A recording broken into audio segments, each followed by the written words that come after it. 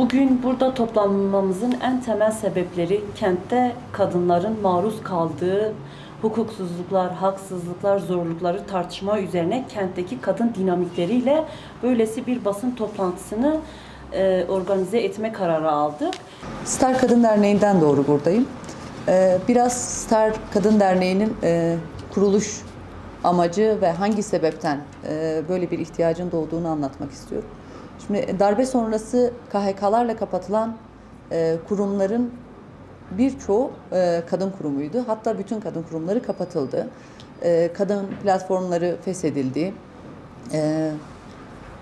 Sığınma evleri, belediyelerin açtığı sığınma evleri kapatıldı.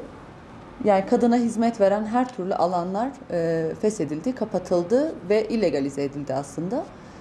Bu süreçte kadın cinayetleri, şiddet gördükleri o evlerde, o alanlarda hapsoldu. Sadece onlar bilir oldu. Kimsenin eli kadınlara yetişemez oldu. Kadın cinayetleri işlendi.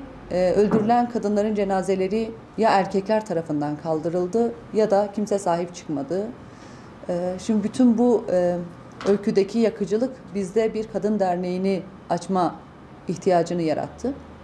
Biz de bunun üzerine işte Star Kadın Derneği'ni Ocak 2020'den beri açtık ve hali hazırda Van'daki en faal dernektir diyebiliriz, kadın derneğidir.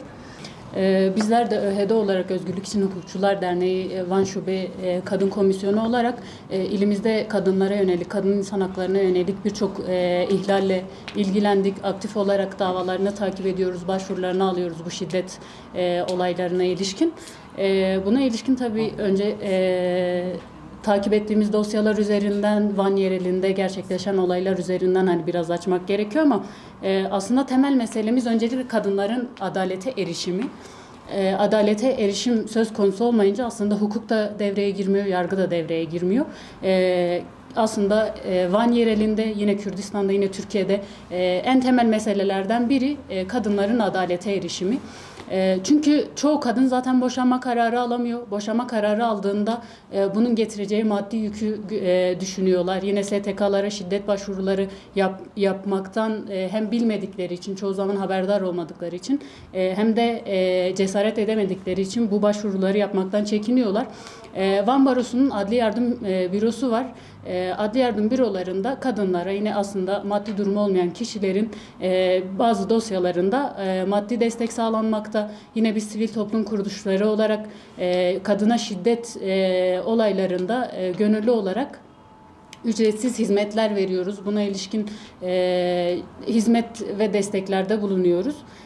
Kendi özünden, doğasından kopan kadın, erkek ya da toplumlar dolayısıyla savunmasız ve kendini koruyamaz bir durumdadır. Bugün kadın da işte tarihsel süreç içerisinde kendi özünden, kendi doğasından, kendinden kopartıldığı için bugün kendisini savunamayacak ve kendisini savunamayacak bir pozisyonda ve tüm tarih boyunca da eril zihniyet ve erkek devletin kendi siyasetini, politikasını, kendi iktidarını yaratmasının malzemesi yapılmıştır. Bugün de yaşadığımız aslında budur. Bunun da toplumsal zeminleri bu politikalarla yaratılmıştır. Yani savaşta olsun, siyasette olsun, toplumsal yaşamda olsun kadın her zaman kadın bedeni üzerinden, kadın iradesi üzerinden, kadının yaşamı üzerinden politikalar yürütülmüştür. Ve bu yüzden biz kadına yönelik her türlü şiddeti, cinayeti politik olarak değerlendiriyoruz. Çünkü kadın üzerinden bir toplum şekillendirilmiştir.